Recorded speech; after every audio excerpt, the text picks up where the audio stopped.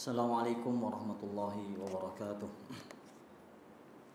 Innal hamdalillah nahmaduhu wa nasta'inuhu wa nastaghfiruh wa na'udzu billahi min shururi anfusina wa min sayyiati a'malina. May yahdihillahu fala mudilla lahu wa may yudlil fala hadiyalah. Asyhadu an la ilaha illallah wahdahu la syarika lah wa asyhadu anna Muhammadan 'abduhu wa rasuluh. Ya ayyuhalladzina amanu taqullaha haqqa tuqatih wa la tamutunna illa wa antum muslimun.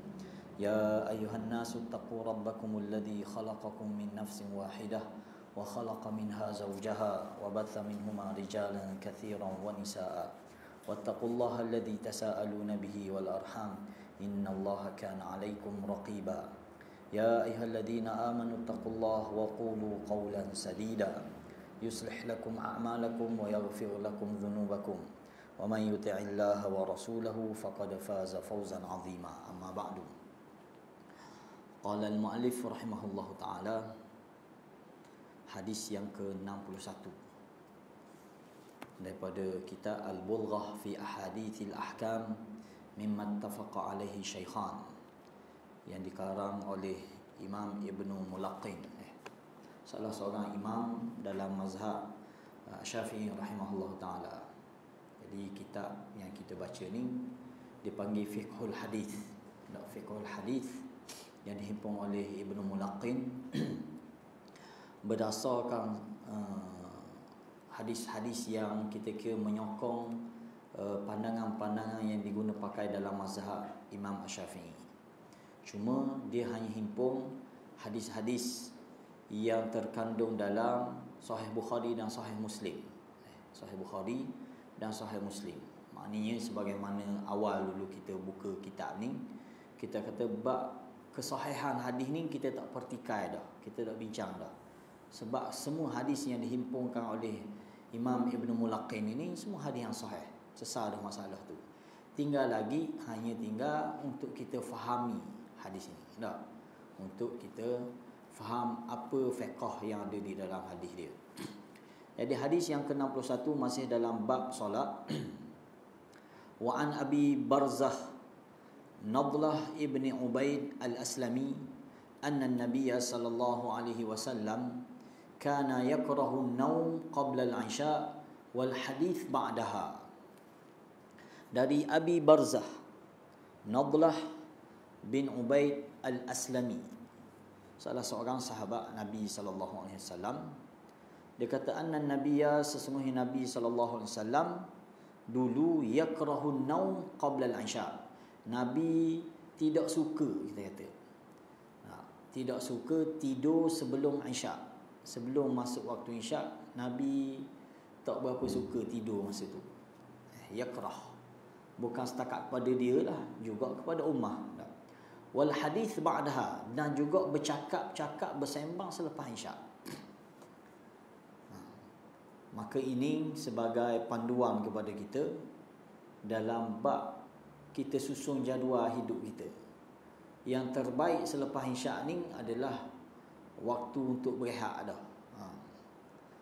Waktu untuk berehat. Antara maghrib dan isyak ini waktu untuk kita, kalau sekarang kita kira waktu untuk kita menimba ilmu lah, bagi orang-orang yang dah bekerjaya dah. Orang-orang yang dah siang, dia dengan aktiviti dia masing-masing, maka waktu antara maghrib dan isyak ni kita spare sikit masa, luangkan masa untuk kita menuntut ilmu. Dah, andai kata di surau kita tak ada kuliah, tak ada benda, kita luang masa untuk kita baca Quran, untuk kita dah. Maknanya kita spare khusus masa untuk mendalami ilmu dan juga masa untuk kita bersama dengan Al-Quran. Adapun selepas isyak, makruh untuk kita bercakap, bersembang. Sebelum isyak, makruh untuk kita tidur. Ngantuk lagu mana pun lawang sikit, biar tebang tunggu ke isyak. Sebab benda ni benda yang Nabi tak suka, maka dinilai sebagai hukum dia makruh kita buat. Sama juga bercakap, bersembang selepas isyak. Benda maksud bersembang sini bersembang benda sia-sia, benda tak ada benda. Sekiranya ada urusan ataupun mesyuarat ini di luar tajuk lah kita kira tak. Yang dimaksudkan sini wal hadis ba'daha, iaitu bersembang dia saja-saja. Itu makruh.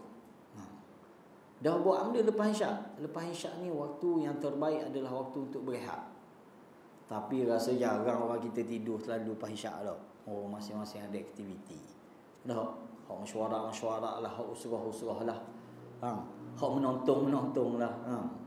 Dah, selepas isyak ni jarang sangat kita ni tidur selepas isyak. Tapi zaman Nabi sallallahu alaihi wasallam memang selepas isyak adalah waktu untuk berehat dah. Tak, Nabi sendiri pun memang tidur di awal waktu dan bangun di awal malam. Tak? Tu sebab ini tak tahulah, setakat saya pernah baca dia kata waktu terbaik tidur adalah waktu tu. Nampak tak? Sejam kita tidur di waktu awal malam ni, dia sama macam ke berapa jam waktu tengah malam. Tidur kita. Maknanya tidur lebih sesuai, lebih terbaik adalah waktu selepas isyak ni, waktu tidur. Dan Nabi tidur waktu tu. Dan Nabi bangun 1/3 akhir malam. 1/3 akhir malam ni lebih kurang pukul berapa? Pukul 2 ke atas. Pukul 2 ke atas. Itu waktu Nabi bangun dah. Kita waktu tu baru ambil batal, baru nak masuk tidur dah. Jadi lari stesen sikit. Lari sikit. Ini berkaitan dengan jadual waktu yang disusun.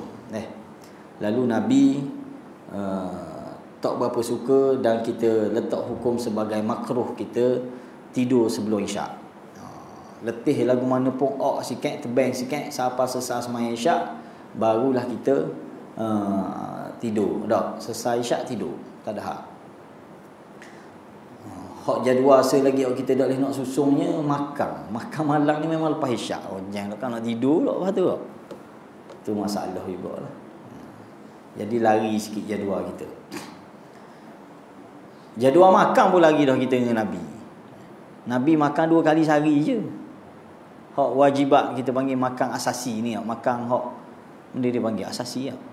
Hak makan berat ni zaman Nabi 2 je. Kita 3 dah. Tak? Capur hak lain lagi. Ada lagi siapa makan tengah malam tau. Tengah malam tu ada makan lagi. Faham? Wajibat zaman Nabi ada 2 je. Ghadat, asyak. Tu makan zaman Nabi. Makan siang dengan makan malam. Makan asyak ni sebelum maghrib. Tak? Makan asyak dia.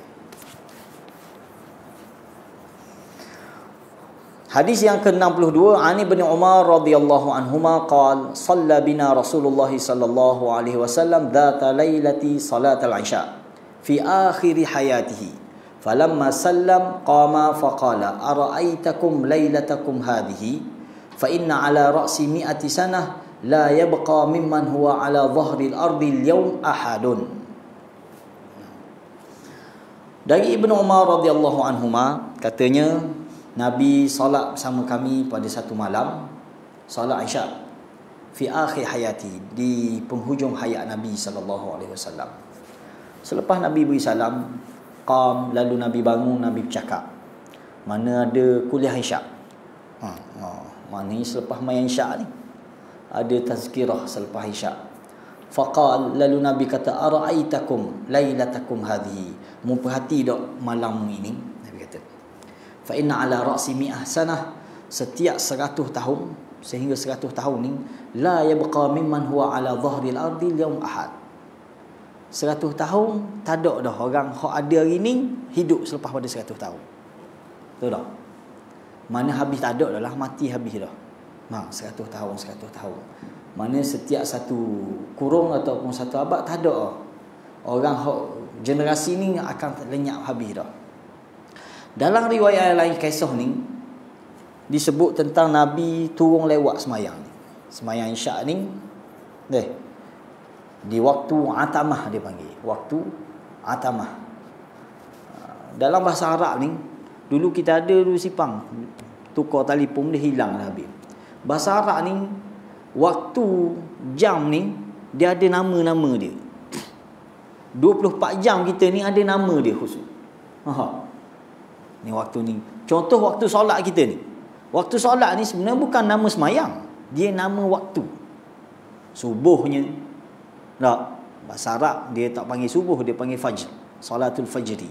Tak, Nabi pun biasa guna istilah salatul fajri.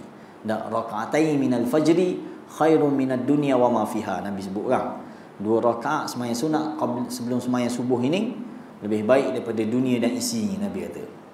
Sembahyang zuhur, zuhur ni waktu, bukan nama sembahyang, nama waktu kita sembahyang zuhur. Asar begitu juga, nama waktu dia. Maghrib begitu juga, nama waktu ketika matahari terbenam. Tak, Isyak begitu juga nama dia. Dan salah satu nama yang disebut di dalam hadis, waktu atamah dia panggil. Ainta minha, minta tak marbutah. Atamah. Masa mana dia muntasiful lail, di pertengahan malam. Lebih kurang mungkin kita boleh letak selening dalam pukul 12 lah kot. Mana lewat Nabi turun, sehingga para sahabat ngatuk mata habis harus tunggu. Lepas bila azam, Nabi tak turun-turun. Sapalah bila lagi ketuk pintu rumah Nabi, ya Rasulullah, orang ngatuk habis ni. Tunggu nak semayang ni. Ada yang bersengguk-sengguk dah tidur. Tak? Lalu Nabi turun dalam keadaan baru sudah mandi. Baru sudah mandi, Nabi pun semayang. Sudah semayang, Nabi bangun, beri tazkirah. Antara benda yang Nabi sebut, benda saat ni. Nabi kata, tak. Dan antara benda yang Nabi sebut, Nabi kata, pada waktu sekarang ni, atas muka bumi, waktu sekarang ni, tak ada orang lain yang menyembah Tuhan dia kecuali pokok mung. Apa tak? Oh, dahsyat tak? Betul tak Nabi sebut? Memang tak ada dah orang lain pada waktu sekarang ni, waktu atamah ni, orang lain semua dengan mimpi masing-masing dah, sedangkan pokok mung ni masih lagi bersujud kepada Allah Subhanahu wa taala. Masya-Allah dah. Nabi sebut lagu tu pada sahabat. Ini nak menyebut tentang waktu solat lagi dah. Wa an Jabir radhiyallahu anhu qala kana Nabi sallallahu alaihi wasallam yusalli adh-dhuhra bil hajirah wal 'asra wasyamsu naqiyah wal maghriba idza wajabat wal isya ahyanan wa ahyana idza ra'ahum ijtama'u ajjala wa idza ra'ahum abta'u akhara was subha kana Nabi sallallahu alaihi wasallam yusalliha bi ghalas. Ini waktu solat. Kita boleh perhati bagaimana Nabi dak sembahyang dengan sahabat, dan kita adulah dengan apa yang telah kita susun jadual kita dah. Dari Jabir radhiyallahu anhu katanya, Nabi SAW mengerjakan solat zuhur ketika matahari meninggi. Mana maksud matahari meninggi ni? Maknanya matahari dah ala ke petang dah. Terutamanya pada waktu musim panas, biasanya Nabi akan pelewatkan sikit zuhur. Nabi kata abridu zuhri, zuhra. Nabi kata sejukkan waktu sembahyang zuhur ni. Kalau tengah matahari terik, biasa Nabi akan pelewat sikit. Maknanya itu bukan maksud melewat-lewatkan sembahyang. Kalau sembahyang berjemaah. Kalau sembahyang berjemaah, mana kalau pihak surah, contoh isytihar, kita isytihar contoh ni musim panas contoh. Lalu kita kata kita azan pada waktu dia dan kita sembahyang, kita qomat dalam setengah jam lepas tu. Kita masa baru ni kita pergi atur pelajar-pelajar ke Yaman. Kita duduk di Mukalla, lama sikit. Di Mukalla ni dia punya tradisi dia, trend dia memang hampir setengah jam. Kadang-kadang ada masjid tu dekat sejam antara qomat, antara azan dengan qomat. Tapi orang penuh masjid. Kita agak-agak ada dak orang tunggu. Setengah jam, paling minimal setengah jam. Kecuali maghrib. Subuh lagi parut. Masya Allah, kita tengok dan masjid tempat dia memang besar-besar, penuh semua orang. Dia lah masjid mana? Sama je, masjid sunnah pun penuh, masjid sufi pun penuh. Waktu tak tahan tak? Apa tak? Oh. Tapi ramai menunggu. Benda nunggu benda, main headset, dok baca Quran. Bersimpang kali duk baca Quran. Oh, kita tengok memang syok suasana tu. Kalau masjid-masjid sunnah ni dah lah lama dah nunggu lepas dah sebelum qomat ni. Sudah semayang ada halaqah pula, ada ngaji pula. ada kuliah pula. Kalau makan sunnah ni biasanya lepas mayang ada kuliah. Lepas zuhur ada baca Bukhari, lepas asar ada baca Muslim, lepas isyak maghrib ada baca tafsir. Begitulah di mana-mana markaz sunnah. Dan orang ramai, orang penuh. Orang duk menunggu. Tapi belah-belah gitu pun ramai juga hak masbuk. Belah-belah lewat dah komak tu. Sudah kita wisalah tengok penuh lagi masbuk. 3-4 sah lagi masbuk belakang. Hak nunggu ramai dah ni, 5-6 sah dah ni, 10 sah dah ni hak nunggu. Dari awal semayang, dari awal azan. Sudah semayang 4-5 sah pula belakang tu duduk masbuk. Masya-Allah kita kata. Maknanya tak ada alasan dah lah. Bab ni dia. Kita buat lewat ke mana pun, orang hak masbuk dia tetap masbuk. Orang hak tak mari semayang dia tetap tak mari semayang. Tak sampai usahalah lagu mana pun dia atas orang kata taufik daripada Allah Subhanahu Wa Taala. Jadi Nabi SAW, Jabir kata, Nabi ni kalau semayang zuhur, Nabi akan semayang di waktu matahari dah meninggi. Waktu matahari meninggi. Mengerjakan salat asar ketika matahari jelas kelihatan. Mana masih siang lagi, dak lewat matahari. Dan mengerjakan solat maghrib apabila matahari terbenam. Hak ni maghrib ni siapa perekat hatta dalam mazhab Syafi'i sendiri mazhab qadim, mazhab lama, pandangan lama Imam Syafi'i, waktu maghrib ni terlalu singkat. Hanya sempat azan, qamat, berwuduk, semayang 5 rakaat. Itu sahaja waktu maghrib. Habis sudah beri salam semayang ba'diyah, habis waktu maghrib. Mana terlalu singkat waktu maghrib ni. Pandangan kedua Imam Syafi'i ringan sikit, panjang sikit. Panjang sikit. Tu pun kita jangan letak semayang maghrib ni habis masa dia bila orang isyak. Antara maghrib dengan isyak ni ada pemisah dia. Dia panggil waktu infisal, dia panggil. Waktu pemisah. Jangan kita duk faham, lagi orang dah isyak kita boleh semayang maghrib. Semayang maghrib ni habis apabila habis dah. Mana gelap dah hari. Tak ada dah orang kata benda warna merah di langit tu habis licin dah. Maka habislah waktu maghrib. Kecuali orang-orang yang emergency. Kecuali orang-orang yang emergency, contoh orang yang baru suci daripada haid, dimaafkan dia. Orang baru sedar daripada pitang, dimaafkan dia untuk dia. Maknanya dia masih semayang, dia masih boleh semayang maghrib lagi. Apa tak? Jangan kita buat mudah. Ni biasanya orang kebun. Orang kebun bila dia letak cok cakur dia, orang bagari baru letak cok cakur dah. Orang main bola sehari gitu juga. Bila loceng berhenti dia, orang bagari. Adakah lepas dia berhenti bola terus dia semayang? Lepas letak cakur terus semayang? Tak lagi. Orang kebun biasa sudah letak cakur, minum kopi dulu secawang, syak rokok dulu. Kering peluh dia kata. Pukul berapa dia semayang gari? Lewat. Sama juga set main bola. Tak marah main bola, main tak ada hal dah. Tapi biar susun jadual molek, terutamanya maghrib.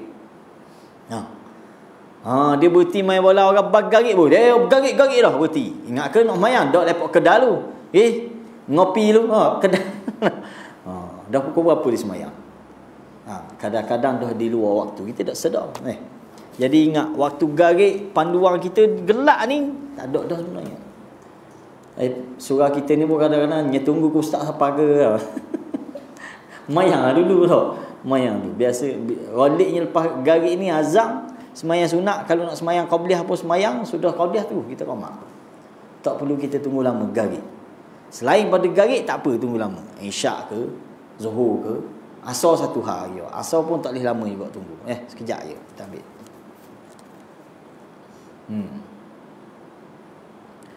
Apabila matahari terbenam, terus Nabi solat. Apabila matahari terbenam, terus Nabi solat. Guna panduan kita, ada nampak merah lagi. Dia panggil syafaqul ahmar. Itu tanda masuknya waktu garik. Biar orang tak bang lagi pun, tak? Bismillah, boleh dah.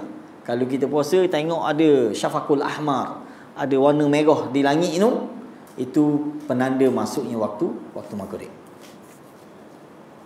Dan mengerjakan solat Isyak kadang-kadang pada awal waktu, kadang-kadang melewatkannya. Jadi kenalah tempat kita hari ni kan. Tak? Kadang-kadang kita sembahyang awal waktu, kadang-kadang dah bila ustaz mari ngajar tak, naik ses sikit dia panjang sikit apa pukul 9, itu masih dalam sunnah lagi kita kata. Tak, itu masih dalam sunnah. Sebab Nabi pun buat gitu. Kadang-kadang Nabi awal sembahyang awal Isyak ni kadang-kadang Nabi pelewat sikit. Tak? Melewatkannya. Apabila baginda melihat mereka tiba awal, bila Nabi tengok ramai dah sapa dan sahabat ni, Nabi suruh qamat. Qamat ni memang hak imam, bukan hak Bilal. Bila dia boleh qamat dengan kebenaran imam. Imam kata qamat bismillah dia qamat. Jangan dia buat gaduh dia. Dia kok pasal masjid surah ni Tok Bilal gaduh dia Tok Imam ni. Ada masjid kita sedih semua. Kalau lepas subuh tu tak ada habis kita wirid, tak ada habis kita baca zikir pagi. Nak tutup ni pagar. Ambuh mu dia buat gaduh dia tak. Sabar dulu, ada orang nak ngaji, ada orang nak baca zikir pagi benda tak. Boleh tu kita nak tutup. Nak tutup pintu apa tu? Jangan gaduh tak. Dan hak iqamah adalah hak imam. Hak imam. Tok Bilal kena minta izin dengan imam. Mana Tok Imam? Qamat. Tok Imam kata qamat. Nabi bila Nabi tengok ramai dah sahabat mari dah awal, bismillah sembahyang awal. Kalau nampak lambat sikit dia orang mari, Nabi pelewat sikit. Solat Isyak. Dan kadang-kadang kita ambil hadis tadi tak, siapa waktu atamah. Faham? Siapa tengah malam. Biasa pak kita kuliah Ustaz Azhar tak. Biasa apa-apa Pina Merah. Pukul 10 ada.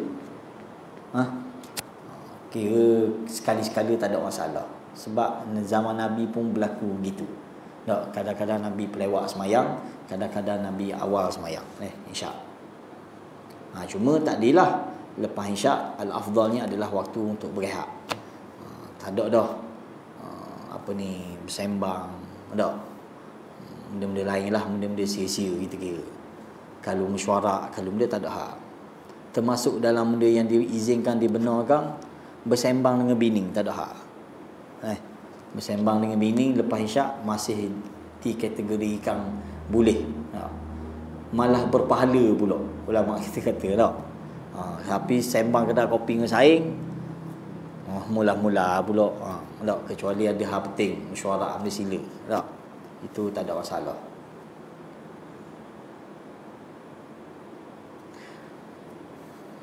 Manakala solat subuh, Nabi mengerjakannya ketika hari masih gelap. Hari masih gelap. Ada riwayat kata masih cerah dah. Tak. Ada riwayat kalau Hanafi dia faham pelewat sikit. Sebab tu mazhab Hanafi dia akan sembahyang waktu dah hampir cerah dah. Tapi jumhur termasuk dalam mazhab Syafi'i pegang dak sembahyang masih gelap lagi. Mana dalil gelap? Dalil gelap ada hadis lain sebut para sahabat wanita ni keluar daripada masjid dalam keadaan orang tak kenal siapa dia. Apa benda maksud dia? Maksud dia menunjukkan waktu dia masih gelap. Waktu dia masih gelap lagi. Siapa mereka? Orang puang keluar pada masjid, orang lelaki tak kenal siapa dia. Itu fahaman para sahabat, para ulama tentang waktu sembahyang subuh. Maknanya masih gelap lagi.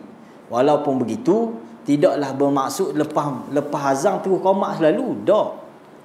Dan memang ghaliknya Nabi ni pelewat sikit subuh ni. Pelewat sikit subuh. Sehinggalah para sahabat sempat mari. Sebab kita tahu, contoh surah kita ni kita tahu kuantiti ghaliknya sembahyang subuh. Tak, contohlah kita kata 10 orang. Cuba boleh kita anggap orang biar 10 orang ni hadir. Waktu mana?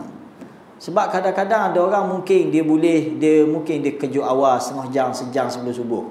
Mungkin dia boleh mari awal tak.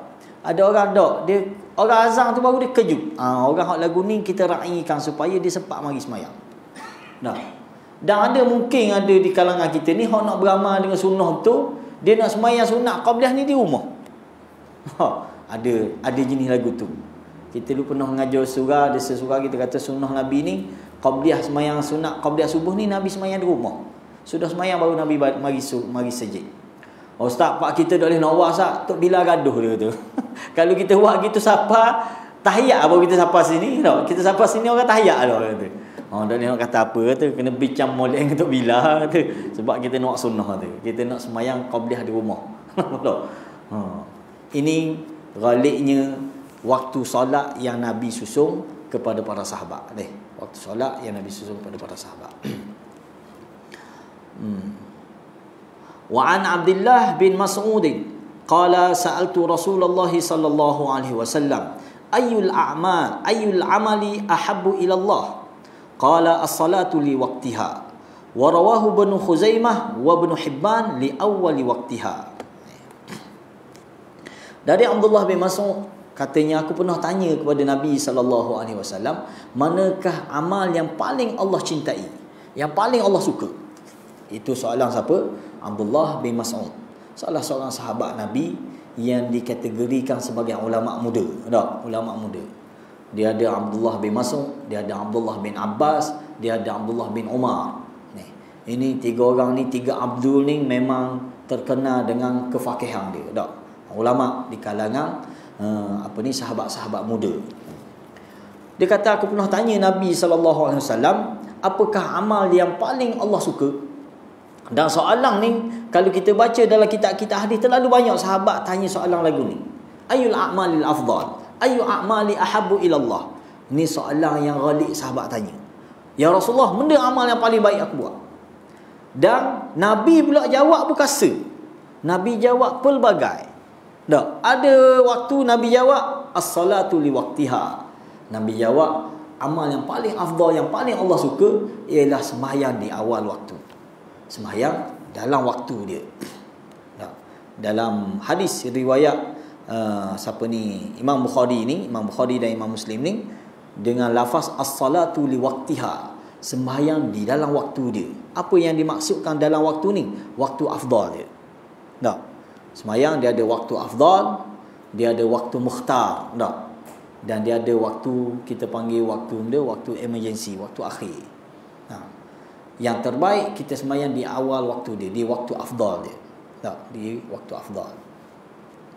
Ada gak orang faham bila awal waktu ni dia sembahyang di rumah. Sebab ada surah sejik sembahyang lewat, dia sembahyang awal di rumah. Ada gak dia faham gitu? Bukan gitu. Maksud awal waktu ni kita sembahyang bersama imam. Khususnya kita orang lelaki lah. Yang terbaik kita adalah sembahyang di masjid. Ini orang kata aktiviti rutin harian bagi kita seorang lelaki. Di samping kita ada urusan kerja kita, aktiviti kita, bisnes kita, niaga kita, masuk juga dalam jadual waktu solat kita. Waktu solat kita. Waktu solat kita ni seboleh mungkin kita sembahyang di masjid surau berjemaah. Berjemaah. Jadi itu yang dimaksud as-salatu li waqtiha. Dalam riwayat Ibnu Khuzaimah dan Ibnu Hibban, li awwali waqtiha. Jelas mana dalam riwayat Ibnu Khuzaimah, mana di awal waktu dia. Di awal waktu dia. Ini benda yang paling Allah suka. Apabila soalan ini ditanya oleh Abdullah bin Mas'ud, soalan dia, apakah amal yang paling Allah suka? Maka Nabi jawab, amal yang paling Allah suka sekali, kita boleh semayang, kita boleh jaga semayang kita di awal waktu secara berjemaah. Secara berjemaah. Kalaulah kita boleh istiqamah jaga 5 waktu kita ni, masya-Allah. Itu benda yang paling Allah suka dalam aktiviti harian kita. Wa an Anas radhiyallahu anhu qala akhara an-nabiy sallallahu alaihi wasallam al-isha ila nisfil lail thumma shalla thumma qala shalla an-nas wa namu ama innakum fi salati man tazartumuha. Ini yang kita sebut tadi daripada Anas radhiyallahu anhu, katanya Nabi sallallahu alaihi wasallam melewatkan salat isya sehingga pertengahan malam. Nisful lail ni bagi 2 malam. Pukul berapa? Kalau daripada pukul 7 sampai ke pukul apa ni? Pukul 5 lebih lah. Subuh. Bagi 2 sampai pukul apa? Pukul 12. Lebih kurang masa tu Nabi sembahyang Isyak. Tapi para sahabat tak lari. Waktu bisa tak. Mana para sahabat tunggu. Siapa ngatuk ke diri. Tunggu. Siapa bila lagi turun Nabi, masih tunggu lagi para sahabat. Para sahabat masih menunggu untuk solat berjemaah dengan Nabi. Baginda solat kemudian bersabda, orang ramai mengerjakan solat lantas tidur, namun kamu masih berada dalam solat selagi kamu menantinya. Tapi kita kena ingat, fadilat orang menunggu solat ni, Allah nilai, Allah kira dia sedang solat. Para sahabat tunggu kan, Nabi sembahyang sampai di pertengahan malam sampai pukul 12 ni. Maknanya dari pukul 8 tadi bila azan sampai ke pukul 12 ni, Allah catat mu sedang solat. Walaupun mungkin ada ngatuk, ada tidur dah, ada tungging dah benda dah. Tapi Allah catat dia kerana dia menunggu untuk solat. Dia menunggu untuk solat. Jadi dan benda tu menjadi pengikat hati juga sebenarnya. Kita antara maghrib isyak ni kalau ada kuliah mungkin kita boleh tunggu tak? Tapi tu kalau tak ada kuliah, nengung juga. Buka Quran boleh 2 lah 3 lah ngatuk mata lah. Mula awak sibuk ni cari makanan lah waktu macam-macam. Tapi kalau kita boleh tunggu, menunggu dari selepas solat kepada solat yang kedua, maknanya Allah nilai, Allah catat seolah-olah kita sedang solat. Itu fadilat lah. Dan benda ni tak berlaku melainkan kita mari masjid. Tak? Kalau kita semayang di rumah, kita semayang 4 pukul 12 pun adakah dicatat dikira sedang semayang tak? Tak. Yang dimaksudkan sini bila kita semayang berjemaah di masjid surau. Kalau takdir Allah Tok Imam nak pelewak sikit, tak? Ataupun kuliah panjang sikit, kita pun menunggu juga. Siapa lewat semayang, tak maksud kita lepas ni kita nak lewat malam ni. Tak, tapi nak royak mana kita sedang dikira sedang duduk di dalam solat. Itu fadilat dia. Dan fadilat ni tak berlaku melainkan bagi orang yang mari semayang berjemaah. Banyak fadilat. Kalau kita nak cerita fadilat orang mari semayang berjemaah ni, masya-Allah. Tak. Antaranya benda Nabi sebut, orang yang mari ni dia melangkah dari rumah mari ke masjid surau ni, setiap langkah dia, satu langkah dihapuskan dosa, satu langkah diberi pahala. Tak, satu langkah dihapuskan dosa, satu langkah diberi pahala. Hak ni pun tak berlaku kalau kita semayang di rumah. Tak. Contohlah orang dia nak semayang di rumah, sebelum semayang dia jalan dulu. Boleh 100 langkah, boleh. Lah ni kan orang gila 10,000 langkah tak. Dia jalan dulu 10,000. Dikira dapat tak pahala tadi? Pahala selangkah dihapus dosa, tak? Selangkah dapat pahala. Boleh tak? Dia semayang di rumah dalam bilik dia, tak boleh. Takkan boleh. Tapi kalau dia mari masjid surau, dia boleh benda ni. Tak, dia boleh. Ni maknanya kalau kita mikir-mikir, rugi tak rugi kita kalau tak mari semayang ni. Rugi sangat-sangat. Sama lah. Nabi tak tu nilai, cuma orang puang. Tak. Nabi kata tempat afdal dia semayang di rumah dia, dalam bilik dia. Tapi adakah dihalang untuk mari semayang masjid surau? Tak dihalang. Para sahabat tak menghalang wanita untuk mari. Khususnya kalau mari ada pengajian pula. Itu tidak. Cuma jaga batas dia. Tak. Jangan mari comel dah mari surau pakai kana molek. Tai naik motor saya nak pakai lutut. Tu jeng gak tak. Ni banyak berlaku kan. Tak. Comel dah nampak Allah juruhnya ngekana dengan apa. Naik motor. Tak, separuh labu betis nampak. Tak comel lah gitu tak. Mari surau pula, kadang-kadang surau kita ni tak mesra wanita. Kat mana tak mesra wanita? Tempat ambil semayang. Tempat ambil semayang Allah. Kalau kita perhati, kalau berhenti dengan puan kita kok, jarang sangat temu hak yang mesra wanita. Tak? Mana tengok terdedeh gitu dah nak ambil semayang pun. Terpaksalah hamba Allah tu ambil semayang dalam bilik air benda tak. Jadi itu. Tapi boleh tahan lah kat kita ni ada. Biasanya ada surau lah. Surau bahagian puang tu ada. Kalau kita duduk Yamang, jang juga. Jarang temu surau masjid ada hak bahagian puang. Tak tengok. Kat kita ni boleh tahan ada tak. Tapi ejah lah. Surau kita pun baik tu. tanda ni pak ambil semayang puang. Bagai mana cuba boleh biar mesra dia. Dak, sebab dah dia bila nak ambil semayang kena pecak tu, kena pecak. Dak, anak tudung, ibu tudung, macam-macam tudung yang pakai orang. Jadi panjang ceritalah, dak kan nak pecak depan orang lah. Hak jenis dak erti, dia bahan depan orang tu bismillah, dak ambil semayang. Dak. Sunnah dah apa ambil semayang ya. Tapi terdedeh depan orang tak begitu dak. Maknanya dapat ganjaran pahala ni sama. Orang lelaki orang puan dak. Bila mari berjemaah. Cuma orang lelaki ni dituntut untuk semayang di masjid surau. Orang puan tak.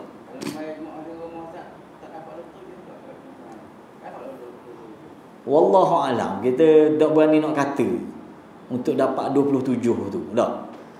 Sebab yang dikira semayang berjemaah yang dapat 27 ni hak Nabi sebut di masjid surau.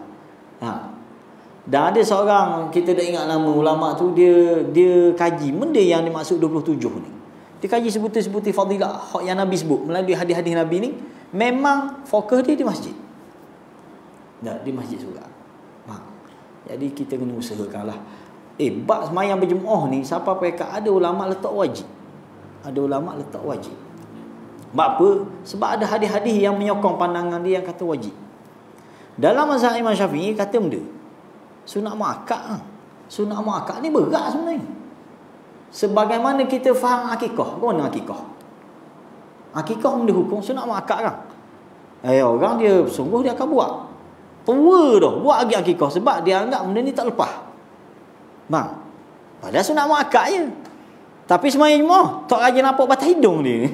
Surau. Padahal level dia sama je. Hukum tu sama. Tak, sunat muakkad belaka. Nak ayat sunat muakkad ni sunat yang sangat dituntut. Sebagaimana kita faham akikah tu kena buat ke mana-mana pun, biar tua baka pun tak. Samalah juga kita kata semayang berjemaah ni kena usaha. Kecuali ada masyakkah, ada keuzuran yang dimaafkan. Dan benda tu pun ulama senaraikan.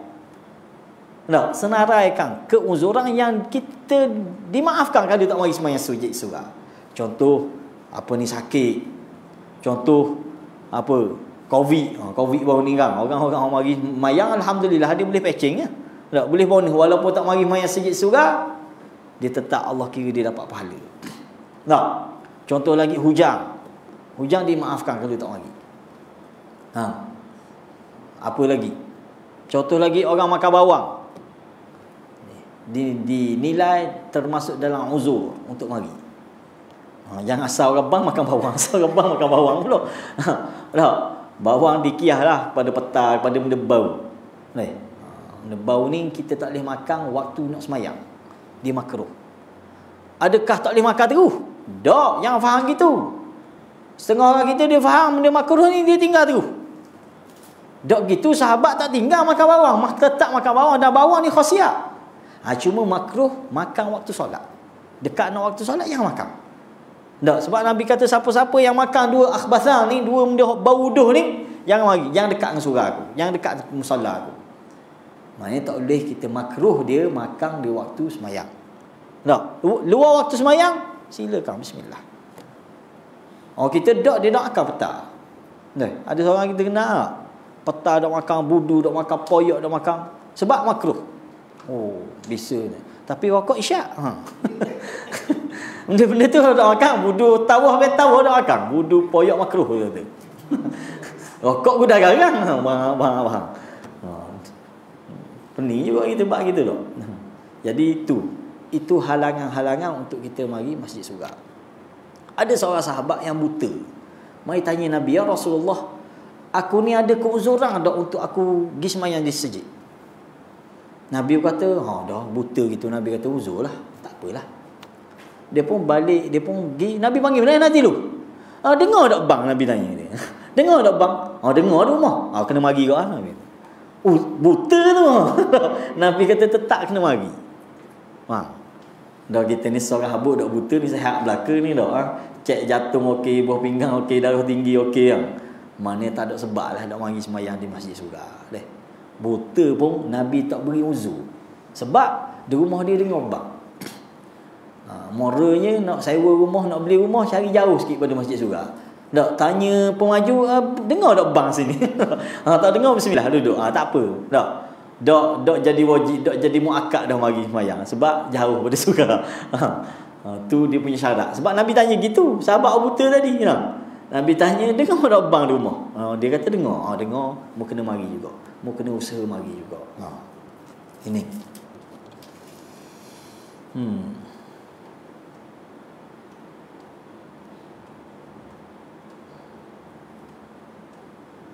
Okey. Wa an Abi Hurairah radhiyallahu anhu anin Nabi sallallahu alaihi wasallam qala idza ishtadda al-harr fa abridu bis-salah fa inna shiddatal har min fayhi jahannam. Hadis yang keseterusnya ni daripada Abu Hurairah radhiyallahu anhu daripada Nabi sallallahu alaihi wasallam, baginda bersabda, apabila kepanasan matahari sangat kuat, maknanya ishtadda. Ishtadda ni makna panas terik. Lah ni boleh tahan kau panas kau. Kulit kita kalau duduk di tengah panas tu. Apabila matahari sangat panas, Nabi kata, maka lewatkanlah solat. Solat mana ni? Solat zuhur biasanya. Sehingga cuaca menjadi agak redup, baru sembahyang. Maknanya dimaafkan kita pelewat sikit sembahyang. Hatta atas nama masjid. Tapi isytiharlah, maklumlah kepada makmum ni, kepada jemaah. Okey, start ni musim ni musim panas ni. Okey, kita akan azan macam biasa, tapi kita qomat setengah jam selepas azan. Contoh. Dan ini berlaku, kita tengok sendiri di Yaman lah. Sebab di belah Hadramaut ni dia terkenal dengan bumi panas, tempat panas. Memang panas. Jadi dia orang ni memang pelewat sembahyang zuhur. Hampir kita boleh katakan lebih pada setengah jam baru dia azan. Baru dia qomat. Itu antara sunnah Nabi lah. Apabila musim panas. Musim panas. Sesungguhnya panas matahari adalah daripada bahang neraka Jahannam. Nabi sebut panas matahari ini dia adalah faih Jahannam, dari bahang bakaran daripada neraka Jahannam. Maka oleh kerana itu kita disunatkan untuk sejukkan sikit waktu sembahyang. Sejukkan sikit waktu sembahyang. Kalau surah hok jenis ada aircon gini tak ada hal lah kita tak. Wa anhu anna Rasulullah sallallahu alaihi wasallam qala man adraka rak'ah min as-salah faqad adraka as-salah. Ini dalam bab orang yang tertinggal solat ataupun solat di penghujung waktu. Daripada Abu Hurairah lagi, Rasulullah sallallahu alaihi wasallam bersabda, sesiapa yang berjaya mendapatkan satu rakaat daripada solat, maka dia telah mendapat solat tersebut. Nabi kata siapa-siapa yang sempat walaupun satu rakaat. Cuma ulama berkhilaf kat mana dinilai satu rakaat. Start mana?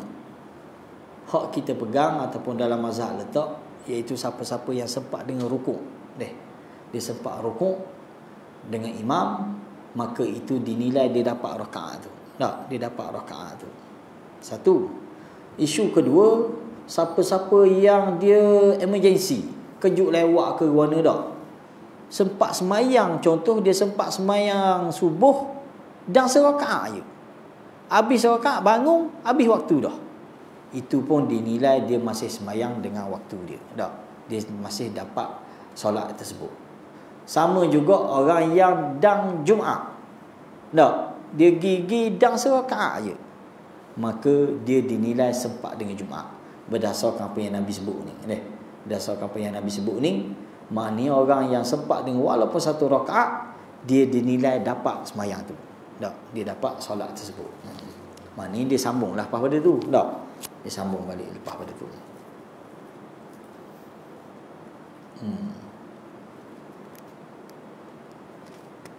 Itu dalam bab siapa yang sempat solat dia. Wa an Anas radhiyallahu anhu qala Nabi sallallahu alaihi wasallam man nasiya salah aw nama anha fa kaffaratuha an yusalliha idza dzakaraha. Daripada Anas katanya Nabi sallallahu alaihi wasallam sabda, barang siapa yang terlupa solat ataupun tertidur dengan solat dia, fa kaffaratuhu, kafarah untuk dia, an yusalliha idza dzakaraha. Dia hendaklah sembahyang apabila dia teringat saya solat hak dia tertinggal tadi kerana terlupa ataupun tertidur, maka terus dia sembahyang. Terus dia sembahyang. Maknanya itu kafarah dia. Itu kafarah bagi dia. Jangan dia kejut tidur, dah alang-alang. Alang-alang lewat dah ni, biar dulu lah. Terus kita sembahyang. Terus kita sembahyang. Bersegera kita solat. Zaman kita belajar sekolah menengah gitu, ada seorang sahabat ni, Masya Allah, dia ni kalau dang sembahyang subuh, dia akan sembahyang habis. Sembahyang subuh, zuhur, asar, maghrib, isyak.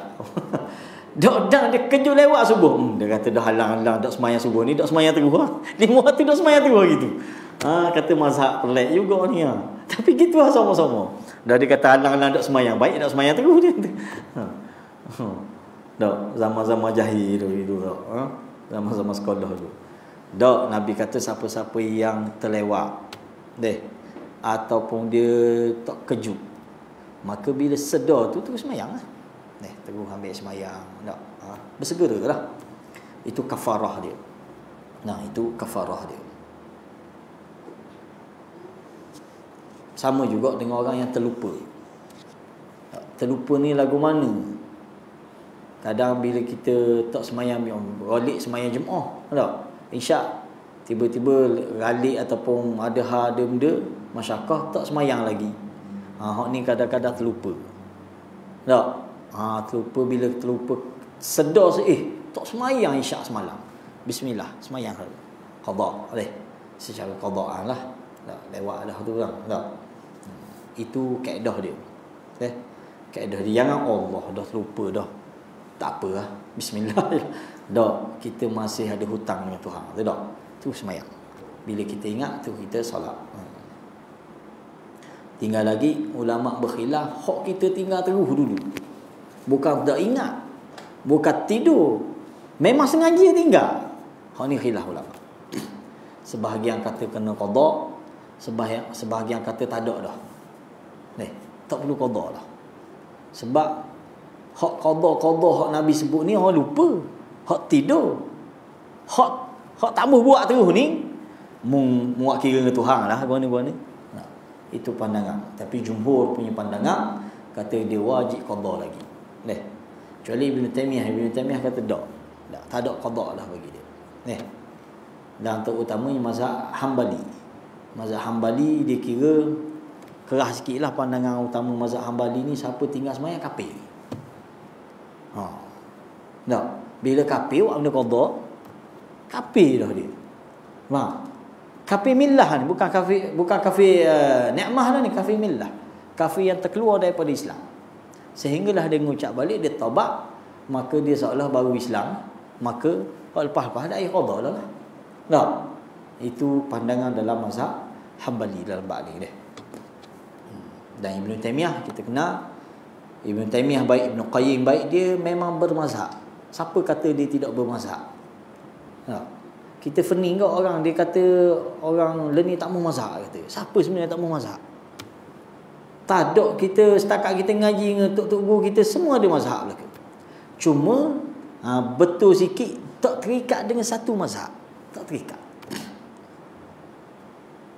Walaupun pandangan utama dia boleh katakan satu mazhab ke.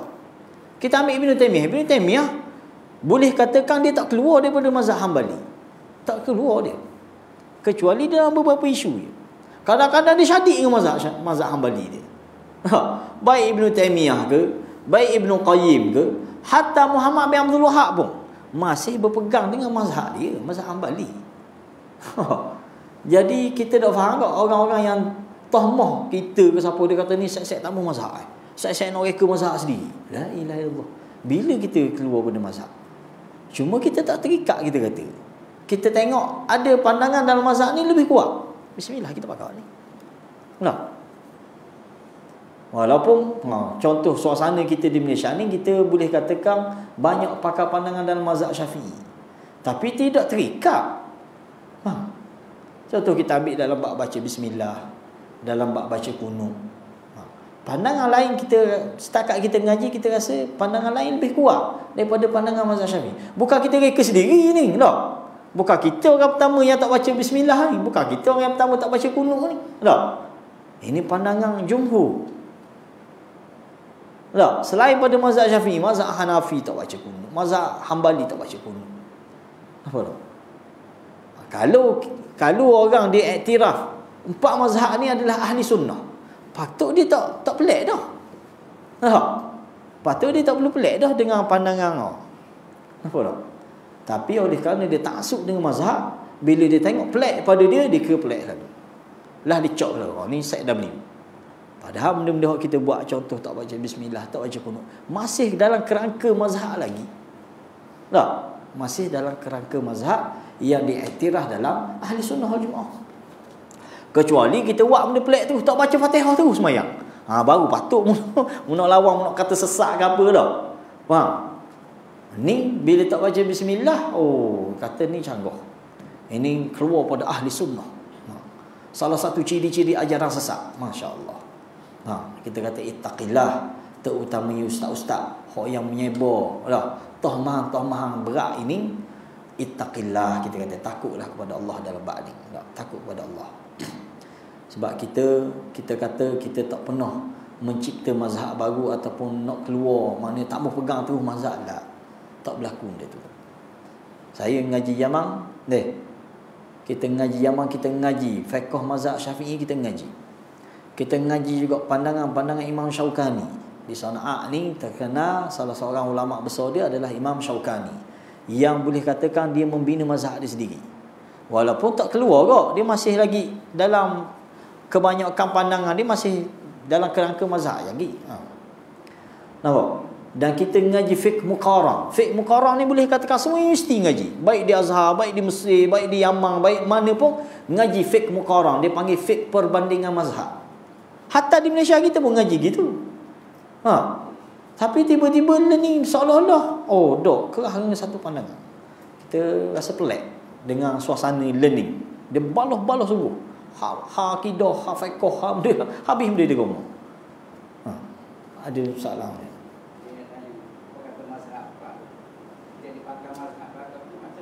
Dia orang ni kok daripada Nabi bapa pendengar cara dia buat mazhab ataupun di pandangan dia sendiri tak kena dengan Nabi tu ada empat mazhab ni.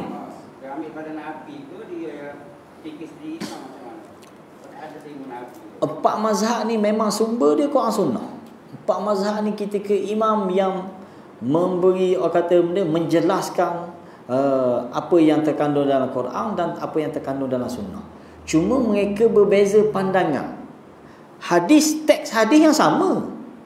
Teks Quran, ayat Quran yang sama, dia berhujah. Tapi kefahaman yang berbeza. Berdasarkan berdasarkan sekolah dia orang. Asah dia, empat mazhab ni pun asah dia daripada sahabat juga. Daripada sahabat. Sahabat ni faham. Zaman sahabat tu khilaf dah. Antara Ibnu Abbas dengan Aisyah beza, banyak beza dia. Aisyah kata gini, Ibnu Abbas kata gini. Berbeza dah pandangan. Nampak? Jadi bukan kita kata empat mazhab ni bukan dia reka sendiri dah. Cuma mereka berbeza dalam memahami. Ada salah satu benda yang risalah yang ditulis oleh Ibnu Taimiyah. Kita dah ingat tajuk dia benda, tapi dah diterjemah oleh Dr. Basit kita. Tuan Guru Dr. Abdul Basit dia terjemah. Benda tajuk asbab khilaf ke benda? Ada itu. Kena tanya tokai kitab kita. Tak ada. Tajuk dia kita dah ingat. Dr. Basit ada terjemah. Sebab khilaf ulama ke, gitulah tajuk dia. Itu tulisan asal tulisan Ibnu Taimiyah. Ibnu Taimiyah dia senaraikan kenapa para ulama ni berkhilaf. Sedangkan mereka semua ni pejuang sunnah belaka ni. Seekor sunnah belaka ni. Tiba-tiba dalam memahami hadis beza. Lalu disenaraikan beberapa sebab. Antara sebab dia hadis tak sapa. Antara sebab. Hadis ni sapa ke imam ni. Tapi imam ni tak temu hadis ni. Maka itu jadi khilaf. Antara sebab hadis sapa belaka. Cuma jalan hak sapa kau ni sahih, jalan sapa ni dhaif. Maka hak sapa dhaif ni dia tak pakar. Itu antara sebab. Antara sebab hadis sahih belaka, hok ni pun kata sahih, hok ni pun kata sahih, tapi faham berbeza. Hok ni faham gini hadis, hok ni faham gini hadis. Kita ambil contoh dalam bab apa?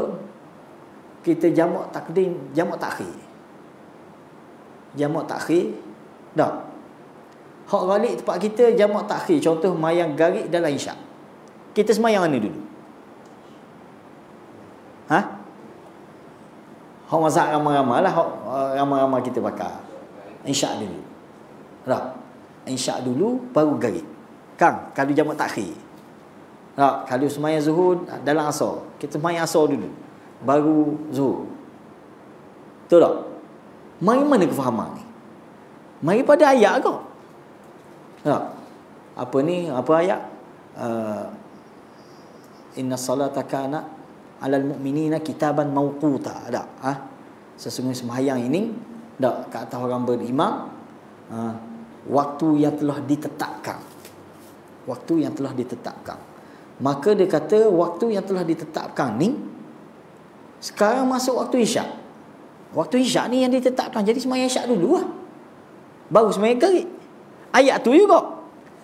Kefahaman sebahagian lagi, dak dia kata waktu yang telah ditetapkan garik dulu baru isyak. Apa dak? Ayat yang sama tapi faham berbeza. Dan kedua-dua kefahaman ni diraikan di dak masih dalam kefahaman sunnah itu lagi. Khilaf yang muktabar. Faham? Khilaf yang muktabar. Dulu kita memang kita pegang dak mai garik dulu. Rupa-rupanya bila kita baca dalam fiqh muqarrar dak. Dia balas ayat yang sama je. Hak ni pun hujah pakai ayat tu, dalil tu. Hak kumpulan ni pun hujah pakai ayat tu juga. Kitab mauquta ni waktu yang telah ditetapkan. Sekarang orang baisyak kan bagarik dia kata. Baisyak dah apa moyang garik dulu. Main syak dulu. Baru main garik. Itu kitab mauquta yang difaham. Kita tak gitu kita faham. Kita faham kitab mauquta ni garik dulu baru isyak. Dah kedua-dua ikut sunnah dah. Ikut ayat dah. Ikut ayat belaka ya. Ikut ayat tapi kefahaman yang berbeza. Sama apa yang berlaku pada sahabat dulu kan. Bila Nabi kata jangan musmayang melainkan di Bani Quraidah. Lalu jangan musmayang asar melainkan di Bani Quraidah. Sekumpulan sahabat yang Nabi atur ni dalam perang dia panggil Sariyah. Dak. Siapa tengah jalan masuk waktu asar. Jadi dua mazhab lagi dah. Sebahagian kata kita kena semayang dah ni masuk dah waktu asar. Tak. Sebab apa? Sebab faham Nabi suruh semayang di waktu, dalam waktu dia. Sebahagian kata, tak, Nabi suruh kita semayang asar di waktu di Bani Quraidah. Tak kira siapa masa mana pun. Asalkan semayang di Bani Quraidah. Hak bahagian pertama dia kata, tak, maksud Nabi target mu kena jalan cepat. Target asar sampai sana. Maka mu semayang asar di nu lah. Dah kita lerek, kang berti dak. Hak ni berok, hak ni apa dak. Lewat siapa pekat tengah jalan masuk dah waktu asar. Maka semayang dulu. Dan kedua-duanya memahami nas belaka. Faham? Hak ni siapa di Bani Quraidah garik dah kata siapa. Baru dia semayang asar. Jamak asar ngegarik dah. Sebab ikut apa arahan Nabi. Betul tak betul dia? Betul tak? Nabi tak kata dia salah. Hak semayang awal pun betul. Mana Nabi mengiyakan kedua-dua belah pihak. Hak ni kita panggil, istilah dia kita panggil khilaf mu'tabar. Khilaf yang boleh diterima pakai. Khilaf yang boleh diterima pakai. Ada satu lagi bentuk khilaf, kita kata khilaf yang tak boleh nak terima. Sebab apa? Khilaf yang tanpa nas, tanpa dalil. Hak ni tak boleh pakai. Jangan anggap bila khilaf boleh pakai belaka. Tak, contoh tempat kita ni dia cakap bab tahlil contoh. Benda khilaf dah balah dia kata. Kita kata khilaf demo ni khilaf tak muktabar ni tak. Khilaf kok mana celah mana ni? Mazhab mana pakai benda ni? Tak ada sampai rujuk mazhab Syafi'i ke mazhab mana, tak ada istilah tahlil hok demo buat ni. Khilaf cuma khilaf demo dengan sunnah tak. Hak tu khilaf dia. Apa tak? Khilaf kita dengan Syiah. Takkan kita kata tak balah lah. Tak. Khilaf yang ni. Mana boleh? Sebab tu khilaf yang bukan tak boleh diterima. Khilaf yang tak boleh diterima pakai. Baik. Jadi 4 mazhab ni bukan 4 mazhab je, ada lagi mazhab lain. mazhab-mazhab ni terbina kerana memahami nas. Tu mazhab. Nampak? Dan kita hari ni, siapa pun, kumpulan mana pun, dia tak terkeluar daripada pandangan mazhab. Tak terkeluar. Hak yang kita nak betul dalam masyarakat kita ni, jangan orang kata taksub dengan satu pandangan. Hak ni tak boleh. Hak ni jadi rosak. Dalam keadaan hak praktikalnya dia bukan satu mazhab pun. Secara praktikal ni, geng-geng hak kata saya, kita ni kok mana-mana Syafi'i. Dia sendiri tak beramal pun sepenuhnya dengan Syafi'i. Apa tak? Dia dakwa sahaja dia, kita tak keluar pada mazhab Syafi'i. Bukti kita boleh tengok lepas mayang berderahung dia berzikir. Sedangkan pandangan mazhab Syafi'i, tak.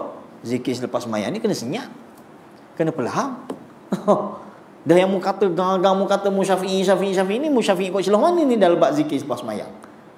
Mu pakai Syafi'i mana? Imam Syafi'i punya pandangan zikir selepas solat ni dalam keadaan pelaham. Maknanya dia sendiri pun tak clear dah dengan mazhab Syafi'i. Lebih kita pula situ dah. 1-0 dah situ bang. Dengan berpegang dengan mazhab. Nampak tak? Ini benda yang kita nak cuba cuba damaikan dalam bab ni. Sebab bila kita taksub pegang dengan satu mazhab ni, dia akan jadi baloh. Dia akan jadi baloh dengan mazhab lain. Dan benda tu pernah berlaku. Dalam sejarah awal Islam dulu berlaku.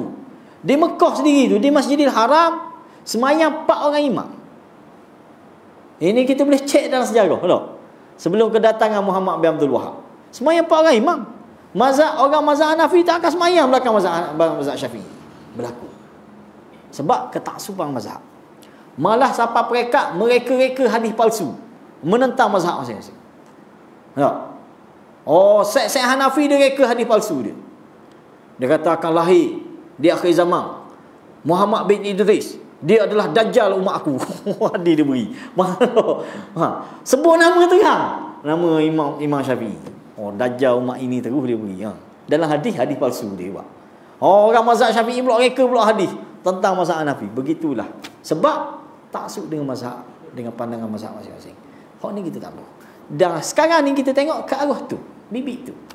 Bila ada orang buat pelik dah apa tak sama dia kira sesat lah. Pelik. Bila orang tak baca bismillah, ni pelik kata. Bila orang tak baca kunut, ni pelik. Padahal masih dalam kerangka ahli sunnah lagi ni.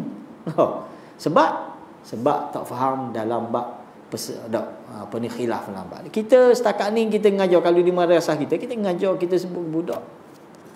Kita sini bismillah kita tak baca. Walaupun kita baca pelahang, maknanya kita tak baca kuat. Kata. Tapi balik kampung ra'i, orang kampung kata, tak ada masalah. Walaupun kita pegang, hak yang terbaik adalah tak baca bismillah. Hak tu afdal. Sebab apa afdal? Sebab hak tu Nabi buat. Hak tu Nabi buat. Majoriti sahabat pun buat gitu, kita kata. Dah baca bismillah ni ada pandangan, kita kata. Apa yang dibuat oleh Abu Hurairah dan dipegang oleh mazhab Syafi'i, bismillah ni. Begitu dalam bab kunut. Walaupun kita kata surah kita ataupun di madrasah kita tak baca kunut. Tapi bila kita pergi semayang di masjid orang baca kunut, kita baca kunut. Sebab benda tu masih dalam kita panggil khilaf muktabar. Hak khilaf muktabar ni kita ra'i. Kita masih mera'ikan. Walaupun kita tak buat, kita kata. Banyak benda lah. Contoh semayang tasbih. Kita pandangan kita hadis tu dhaif. Kita tak buat. Tapi orang buat. Terserah. Sebab siapa ni? Albani pun mensahihkan, menghasankan hadis itu. Silakan kita. Tapi kita sendiri kita ngaji, kita ambil pakar pandangan kata hadis bab semayang tasbih ni dhaif. Maka kita tak buat. Benda-benda gini kita kena fiqh. Dah tak perlu balah benda gini. Dan kita pun tak balah. Alih-alih orang Saibor kata, Said Zuang kampung ngajar larang orang baca kunut. Nengung kita kata. Bila masa aku larang orang baca kunut? Dia Saibor lah kampung, dia kata kita ni larang orang baca kunut. Said Zuang kata orang tahlil syirik. Kok celah mana jadi syirik, tahlil dengan syirik ni? Lari tu ustaz saya. Kita tak pernah sebut pun benda tu. Macam mana baca tahlil jadi syirik? Kalau jadi bid'ah tu boleh tahan kira ni tak. Tahlil syirik. Larang orang baca kunut. Kita tak pernah sekali habuk larang orang. Hatta tahlil pun kita tak pernah larang. Cuma kita kata hak benda Nabi tak pernah buat, kita kata. Masjid surau, kadang-kadang masjid surau kita pergi pun sudah maya syak-syak tahlil sikit. Kita tak reti nak buat. Tekong lain. Kita tembak balik. Sebab kita benda hak kita boleh raih, kita raih. Hak benda tak temu poin, kita tak minta maaf.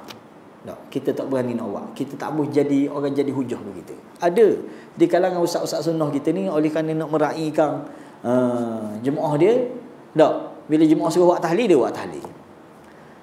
Jadi orang cari kita pula, dah tu ustaz tu sunnah kau, ustaz apa dia buat tahlil kau?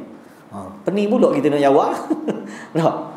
Kita pakai kaedah, mana-mana hak masih dalam khilaf yang muktabar, kita raihkan. Antaranya semayang solat hajat. Solat hajat ni khilaf kita ada. Ada setengah ulama kata dhaif hadis dia. Dia tak pakai. Ada setengah ulama kata sahih, hasan, tak. Dia pakai. Nampak tak? Jadi hak tu, hak jenis gitu kita raih. Tak ada masalah. Benda-benda gitu. Okey. Habis masa tak?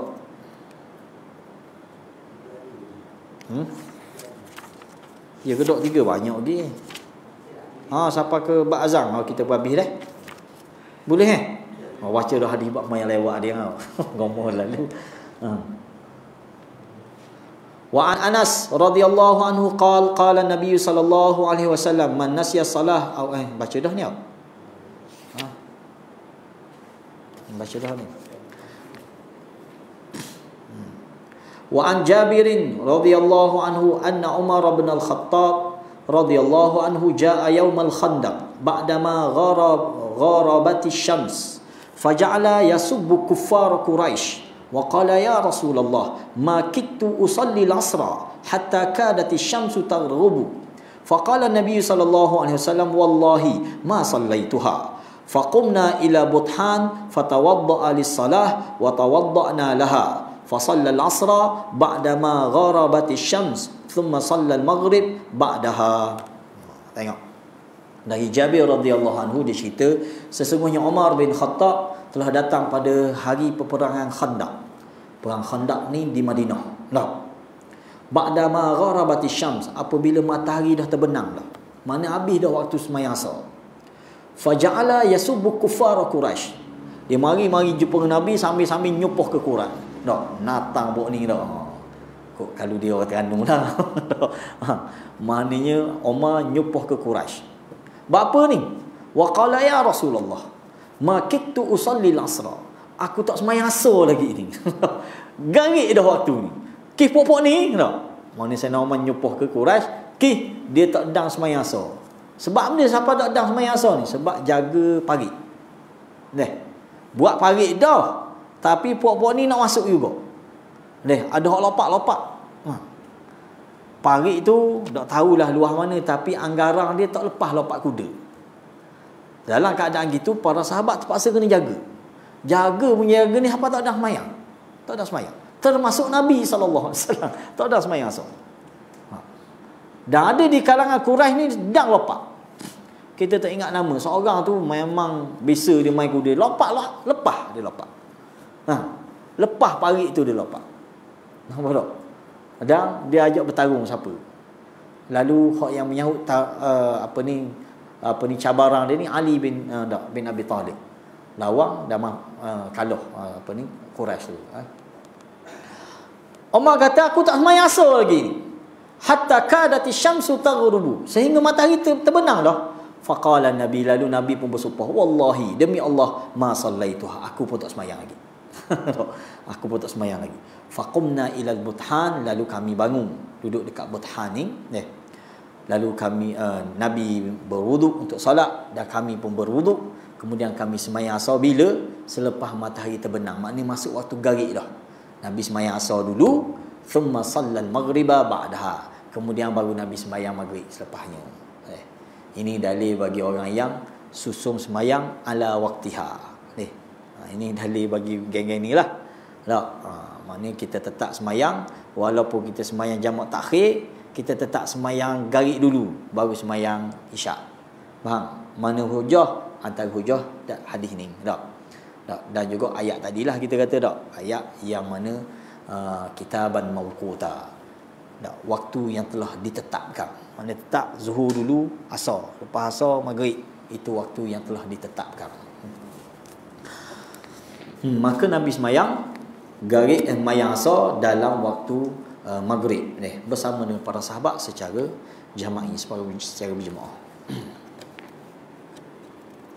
Wa an Abi Hurairah radhiyallahu anhu anna Rasulullah sallallahu alaihi wasallam naha 'anis salati ba'da al-'asri hatta taghruba asy-syams wa 'anis salati ba'da as-subhi hatta tatlu'a asy-syams. Ini waktu larangan dipanggil.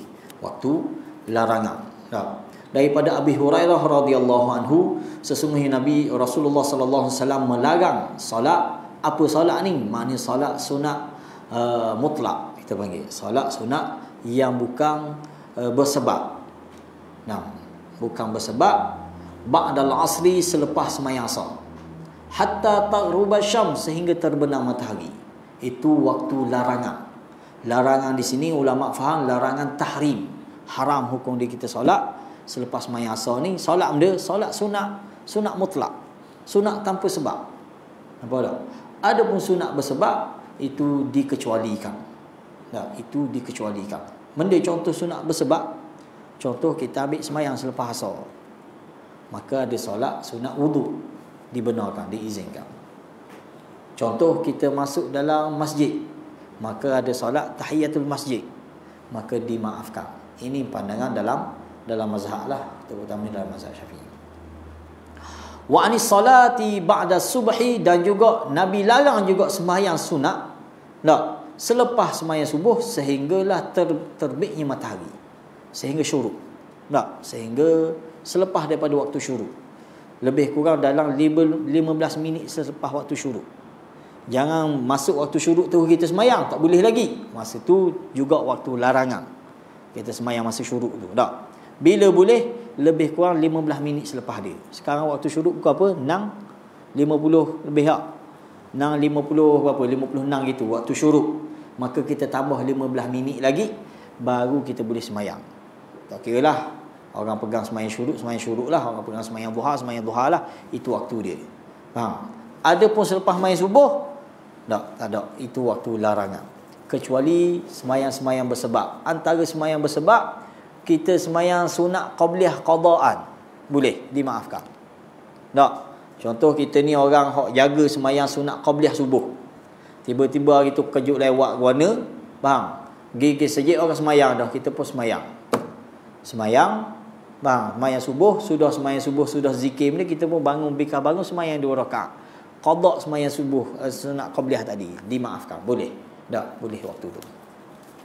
Hak tak boleh, ulama kata sembahyang sunat mutlak. Saja-saja sembahyang sunat sikit, tu tak boleh. Sebab itu waktu larangan. Salah satu waktu larangan lagi ialah waktu qabla zawal, iaitu waktu matahari betul-betul atas kepala. Maknanya waktu larangan ni ada 3, tak? 3. Wa an ibn Umar wa an ibn Abbas radhiyallahu anhuma qala syahida 'indi rijalun mardiyun wa ardahum 'indi Umar anna Rasulullah sallallahu alaihi wasallam naha 'anis salati ba'da as-subhi hatta tashruqa asy-syams wa ba'da al-'asri hatta taghruba. Dalam hadis ini juga sama daripada Ibnu Abbas radhiyallahu anhuma, katanya telah bersaksi di sisi aku orang-orang yang diredai. Siapa ni? Para sahabat para sahabat. Kita disunatkan mendoakan mereka ni radhiyallahu anhum. Sebab itu doa ataupun restu Allah kepada mereka. Jadi Ibn Abbas kata telah bersaksi di sisi aku orang-orang yang telah diredai Allah. Yang paling diredai Allah di sisi aku Umar bin Khattab. Sebab masa ni Umar ada tak? Anna Rasulullah sallallahu alaihi wasallam telah melarang daripada salat selepas sembahyang subuh sehinggalah terbitnya matahari. Tashruq asy-syams. Wa ba'dal 'asri, dan larang juga sembahyang selepas asar sehinggalah terbenamnya matahari. Ini termasuk waktu larangan solat. Jadi kita Tak perlu rajin lah untuk solat waktu ni, kecuali solat-solat yang bersebab. Sila. Kalau kita ada tiga masa larang ni, tapi kalau kita di tanah, di Mekah atau di Madinah, itu tak ada masa larang. Tapi masa apa macam Nabi berubah kita tak boleh semayang tu masa apa awal satu orang semayang di masjid di hadar di masjid atau pada begini tapi lama jadi tidak pasal dua masjid itu tidak ada larang semayang. Bukan dua masjid, satu masjid je, Masjidil Haram je yang tak ada waktu larangan. Dia kira tak ada waktu larangan. Masjid Nabawi masih ada waktu larangan. Masjidil Haram memang ulama bincang tak ada waktu larangan. Masa-masa mana pun kita masuk, kita ada, sebab ada pengecualian daripada Nabi. Nabi sebut pada penjaga penjaga Masjidil Haram lah. Nabi kata, mu jangan larang siapa-siapa untuk solat di sini di mana-mana waktu pun. Oleh kerana itu Masjidil Haram dikecualikan daripada waktu larangan. Dikecualikan. Begitu juga dikecualikan waktu larangan di mana-mana masjid pun pada hari Jumaat. Kan waktu zawal tu kan tak boleh sembahyang kan. Itu juga waktu yang dikecualikan, hari Jumaat. Hari Jumaat kita mari awal contoh pukul 12 ke apa. Itu waktu zawal dia panggil, waktu masih matahari betul tak balik. Boleh tak nak sembahyang masa tu? Dibolehkan. Hari lain tak boleh. Jadi memang Nabi sebut ni memang sebab dia waktu ni ada kaitan dengan tanduk syaitan lah benda kalau dalam hadis yang lain lah. Tak? Maknanya seolah-olah syaitan beranggapan kalau kita sujud masa tu seolah macam sujud gede. Jadi elokkanlah. Tasbih situ dia elokkan. Kita memang niat sujud kepada Allah, tapi syaitan poyo syok sendiri, dia berasa macam orang sujud gede. Sebab matahari ni terbenang naik di antara dua tanduk syaitan. Nabi sebut lagu tu dalam hadis yang. Jadi itu waktu larangan. Kecuali di Masjidil Haram. Masjid Nabawi masih ada waktu larangan. Masih ada. Wallahu a'lam. Okey, sampai sini kita hadis yang kita baca. Banyak orang ni baca. Sila kalau ada soalan ke, sedua. Lepas ni kita masuk bab azan.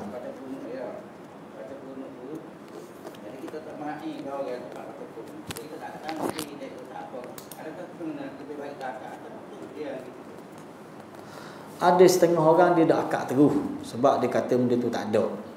Sebab ada pandangan dalam mazhab Hambali keras sikit. Dia kata bid'ah terus. Bukan geng-geng Muhammad bin Abdul Wahab ni. Muhammad bin Abdul Wahab ni bawah ni. Hak yang mengatakan kunut subuh ni bid'ah ni, anda tak pasti siapa. Imam Hambali sendiri ke, wallahu alam. Tapi ada pandangan dalam mazhab dia orang kata kunut subuh ni bid'ah. Sebagaimana dia anggap niat baca lafaz niat sebelum solat ni bid'ah dia. Dan memang ada pandangan itu. Bukan daripada mulut Muhammad bin Abdul Wahab. Jadi kalau orang menuduh Muhammad bin Abdul Wahab membid'ahkan benda ni, kita kira tanggung depan Tuhan lah esok-esok dak. Sekarang yang setiap mak apa tu bila aku nak apa tu, tapi kita tak akak juga. Apa aku nak akak kalau subuh tu. Bagi mak akak kan di baca je. Aku juga cara mak sekarang. Kunut nazilah. Kunut nazilah biasa tak ada kunut. Atau ikut tak akak juga. Apa pandang itu kalau orang tak akak juga. Dah apa dah akak? Kalau dah pandang pun tak akak. Ju'ilal imam liutamma bihi. Kita ambil hadis ni. Dah pun jangan juga pun subuh tu akak nazilah begitu. Pun subuh juga ada dia lain dia dak faham kok sebab dia kata suruh baca kunut nazilah lah, tapi dia baca kunut witir dia baca, tapi belakang tu dia baca nazilah kan. Kecuali mungkinlah kok tak imam dak ingat kunut nazilah, jadi dia ngomong kunut tu juga lah. Mujur dia dak baca kunut saja, kunut dia baca. Jangan kita kan. Mana dia baca kunut witir. Arahan daripada jabat agama suruh baca kunut nazilah. Kunut nazilah dan juga mohon bebas daripada wabak lah. Dan ni sunnah kita kata. Bila arahan daripada pimpinan negara, kerajaan supaya baca kunut, memang menjadi tanggungjawab kita untuk baca. Tak? Kita kena baca lah. Dan kita akad tangan. Kita sebut dalam bab khilaf kita dalam bab kunut ni, kita kata khilaf muktabar. Kita masih meraihkan pandangan dalam mazhab Syafi'i ni bab kunut subuh. Walaupun kita kata yang lebih sahihnya, lebih tepatnya tanpa kunut. Itu lebih kuat. Tapi bila kita semayang di belakang imam yang baca kunut, perlu akad tak? Perlu akad je. Tak akad lah. Nah. Sebab kita akad tu tak jadi batal semayang kita. Benda tu masih dalam kategori benda sunat. Tak bolehnya kita melazimi benda tu. Tak boleh. Tak. Kalau kita pegang benda tu tak ada dalam semayang subuh. Nampak tak? Jadi tak perlu kita lazimi. Lazimi makna berterusan begitu sama. Semayang seorang pun baca kok. Kita pegang mazhab tak payah baca, tapi semayang seorang kita baca kok. Tak perlu. Apa? Sunnahnya Nabi angkat tangan. Sunnahnya Nabi angkat tangan. Tak. Itu kunut. Kunut yang dimaksudkan, yang difahami kunut yang baca doa ni lah. Sebab kunut ni banyak maksud. Antaranya maksud dia diam. Antaranya maksud dia berdiri. Kunut mana ni? Sebab tu khilaf dalam bab kita dengan mazhab Syafi'i ni, hadis dalam Sahih Bukhari. Tak, hadis daripada Abu Hurairah. Abu Hurairah kata Nabi ni tak tinggal kunut subuh selepas rokok sampai ke dia mati. Hadis ni yang jadi polemik ni. Mazhab Syafi'i kata, ini ada kunut lah. Tak? Imam Syafi'i punya pandangan berdasarkan hadis Abu Hurairah ni, ucapan Abu Hurairah. Abu Hurairah kata Nabi kunut selepas rokok dan sembahyang subuh ni sampai ke mati dia tak tinggal.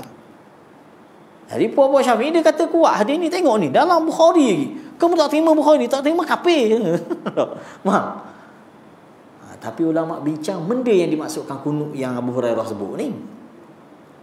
Kalaulah kata ada kunut betul yang Nabi baca selepas sembahyang subuh, dalam sembahyang subuh ni, mazhab-mazhab lain mitok dalam mazhab Syafi'i ni wari satu teks doa yang Nabi baca. Wari se. Kalau betul ada. Tak? Hak dia baca Allahumma hdina fi man hadait, bukan. Nabi tak ajar untuk sembahyang subuh. Dan Nabi tak baca dalam sembahyang subuh waktu tu. Faham? Jadi wari. Sebab semua lafaz zikir yang Nabi baca dalam sembahyang ni siapa belaka kita? Hak Nabi baca kuat ke hak Nabi baca slow, siapa belaka betul? Kita ambil doa iftitah. Doa iftitah ni tak rajin Nabi baca kuat, Nabi baca slow je. Tapi ada doa riwayat, ada siapa kita? Bukan se, bukan dua. 3-4 bentuk lafaz yang Nabi baca. Tiba-tiba kunut subuh mesti baca kuat. Bila baca kuat ni pasti siapa kita lafaz bacaan Nabi. Ini hujah jumhur yang paling kuat tak untuk orang kata berhujah dengan pandangan dalam mazhab Syafi'i. Mazhab Syafi'i dalam pak mazhab ni mazhab Syafi'i saja yang baca kunut. Jadi kita kata pandangan dalam mazhab Syafi'i bukan kita nak pelekeh Imam Syafi'i, dah jauh sekali siapa kita dengan dia. Orang biasa-biasa dia buat balas, dia kata, "Mu siapa nak lawan Imam Syafi'i lah? Bukan saya yang berlawang ni. Saya ambil pandangan dalam imam lain juga, antaranya Imam Malik, tok guru dia sendiri dah. Antara Imam Hanafi hok bisa hok besar pada dia lagi." Berpandangan tak ada yang kunut dalam kunut subuh. Apa tak? Ini benda yang orang kata perbincangan dalam bab kunut ni. Jadi kalau kita nak kita semayang di belakang siapa ni orang imam yang baca kunut, kita meraihkan akad, tak ada masalah. Sebab apa? Sebab kita kata Nabi kata dijadikan imam supaya mu ikut dia. Tak? Itu tanggungjawab kita sebagai makmum. Kalau mu tak mau berimam dengan dia, mungkin lain, pergi surah lain. Tapi bila kita semayang dengan dia, kita ikut dia. Tak? Ikut sini benda, ikut termasuk ikut mazhab dia. Yang dimaksudkan ikut situlah. Tak? Sebab Nabi kata bila dia akad takbir, mu akad takbir. Bila dia rokok, mu rokok. Bila dia sujud, mu sujud. Hatta bila dia sujud sahwi sekalipun, kita tak tahu mendekih dia sujud sahwi ni. Tak, kita berasa cukup belaka. Kita hak makmum belakang ni kena sujud juga. Dalam kadang kita tak tahu pun benda sebab dia sujud. Sebab ju'ilal imam liutamma bihi. Dijadikan imam supaya mu ikut. Arahan Nabi sini ulama kata wajib ikut imam. Bila kita semayang berimam, wajib ikut dia. Tak boleh kita nak pandang-pandang pada sendiri pula. Imam rokok dia buat relax lagi nak baca teh lagi. Kita kata tak kena dengan hadis ni. Tak. Imam sujud dia teh lagi. Sembahyang berimam ke lagu mana ni? Tak. Sembahyang berimam ni sama. Imam rokok dia rokok. Imam sujud dia sujud. Ini kaedah sembahyang. Termasuk dalam bab kunut, kecuali orang-orang yang pegang keras pandangan dia kata kunut subuh ni memang bid'ah. Dia tak boleh hakak. Nak kalau dia pegang lagu tu. Kita setakat ni kita tak pegang sampai tahap bid'ah. Dia masih khilaf muktabar, kita kata. Khilaf yang boleh diterima.